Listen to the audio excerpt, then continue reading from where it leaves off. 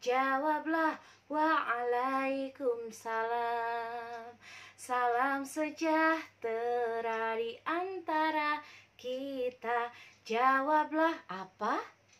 Waalaikumsalam. Assalamualaikum warahmatullahi wabarakatuh. Alhamdulillahirabbil alamin wa bihi nasta'inu ala umuri dunya waddin wa ala alihi wa sahbihi ajmain, amma ba'du.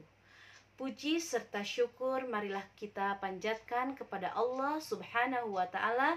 Salawat beserta salam semoga tetap tercurah limpah kepada junjungan kita semuanya, Habibana wa Nabiyana Muhammad Sallallahu Alaihi Wasallam. Hai semuanya, bagaimana kabarnya hari ini anak-anak soleh dan solehah, siswa-siswi MIA Rahmah yang Bu Guru banggakan?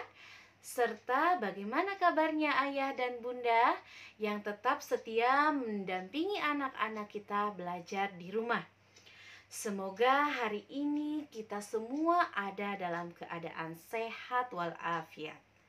Amin ya robbal alamin. Nah, anak-anakku, hari ini Bu Erma akan menyampaikan materi tentang menyantuni anak yatim. Siapakah yang dimaksud dengan anak yatim? Apakah perbedaan anak yatim dan anak piatu?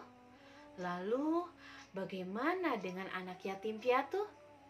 Nah, anak-anak, secara bahasa, yatim berasal dari bahasa Arab yang berarti sedih atau bermakna sendiri.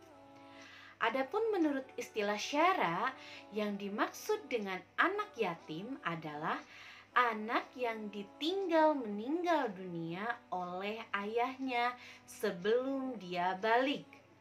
Batas seorang anak disebut yatim adalah ketika anak tersebut telah balik dan dewasa. Nah, sedangkan kata piatu bukan berasal dari bahasa Arab.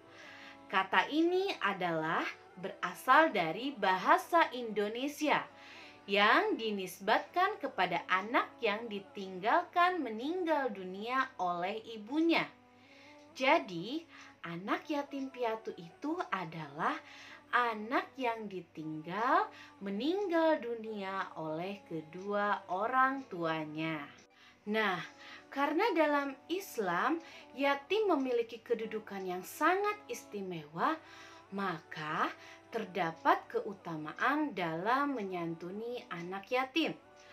Al-Quran secara tegas mengatakan anak yatim adalah sosok yang harus dikasihi, dipelihara, diperhatikan. Sedangkan dari Sahal bin Sa'ad radhiyallahu anhu, dia berkata, Rasulullah Shallallahu Alaihi Wasallam bersabda, "Aku dan orang yang menanggung anak yatim, kedudukannya di surga seperti ini."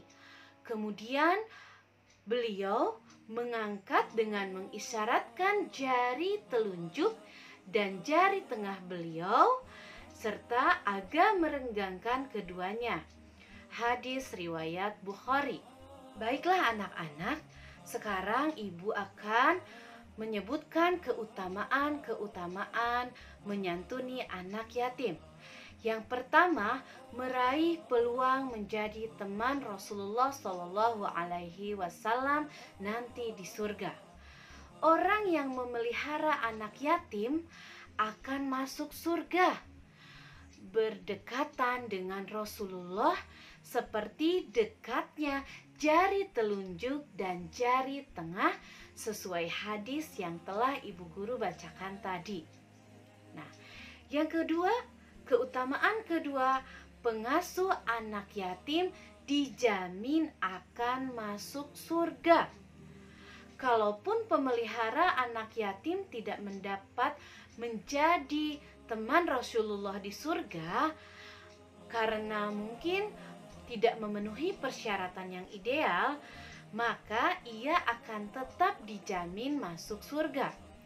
Rasulullah Shallallahu Alaihi Wasallam bersabda, orang yang memelihara anak yatim di kalangan umat muslimin, memberikan makan dan minum, pasti Allah akan masukkan dia ke dalam surga, kecuali ia melakukan dosa yang tidak bisa diampuni. Hadis riwayat Tirmidzi. Nah, yang ketiga adalah mendapat predikat abror atau soleh dan taat kepada Allah. Keutamaan menyantuni anak yatim dan memberi makan anak yatim dan orang miskin merupakan tanda-tanda orang yang abror. Kemudian yang keempat, memperoleh pertolongan dari Allah Subhanahu wa Ta'ala. Menolong anak-anak yatim dalam berbagai bentuk kepedulian nyata merupakan ibadah yang akan mendapat pertolongan Allah. Kemudian yang kelima, menghindarkan dari siksa neraka. Memelihara atau mengasuh anak yatim adalah kewajiban yang tegas-tegas Allah perintahkan melalui Al-Quran dan sabda Rasulullah. Kemudian yang keenam, keutamaan memelihara anak yatim adalah investasi amal untuk akhirat.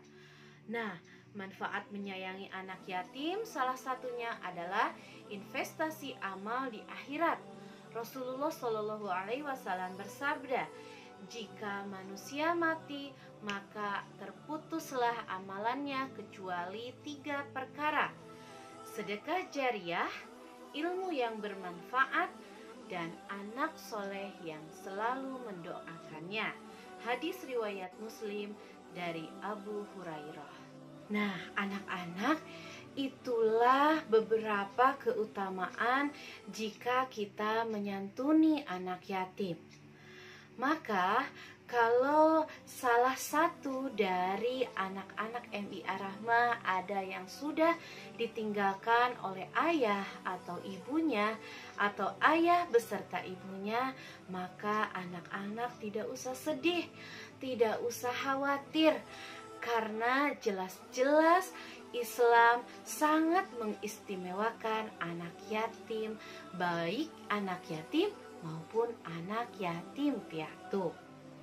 Kemudian bagi anak-anak yang masih memiliki kedua orang tua yang masih lengkap, ada ayah dan ibunya masih ada, maka tugas anak-anak adalah untuk selalu menyayangi kedua orang tua kita, menghormati dan mematuhi semua perintah dari orang tua.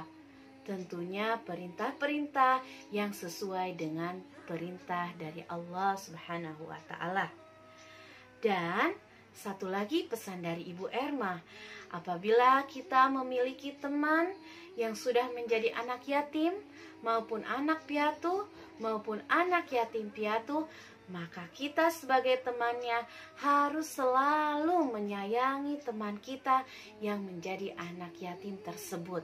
Jangan sekali-kali mengejek, jangan sekali-kali menghina, karena itu merupakan perbuatan dosa yang sangat dibenci oleh Allah Subhanahu wa Ta'ala. Baiklah anak-anak, materi tentang menyantuni anak yatim sudah selesai. Semoga kita semua dapat mengambil nilai-nilai dari apa yang sudah Ibu Erma sampaikan tadi. Selebihnya mohon maaf atas segala kekurangan dari Bu Erma. Yang baik silahkan diambil, yang buruk silahkan dibuang jauh-jauh. Cukup sekian dari Bu Erma. Wassalamualaikum warahmatullahi wabarakatuh.